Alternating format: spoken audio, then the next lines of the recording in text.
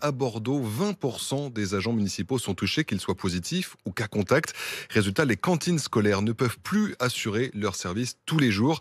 2 jours par semaine, ce sont les parents qui doivent fournir un pique-nique. Le reportage de Martin Cadoret et Marie À Sens. partir de lundi, c'est Macha qui va préparer le repas du midi pour ses 2 enfants. Sandwich, quiche et salade, je pense.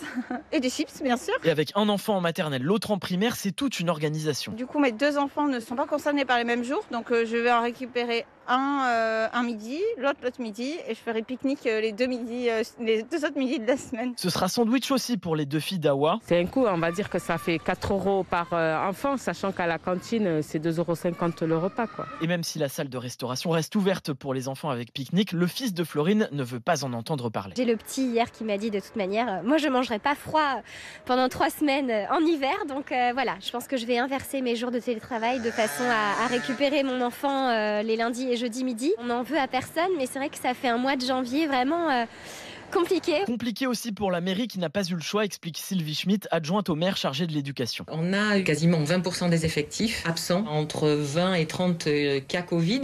Et l'essentiel des absences, après, ce sont des cas contacts. 35 postes ont été ouverts pour pallier les manques, mais ils n'ont pour l'instant pas trouvé preneur.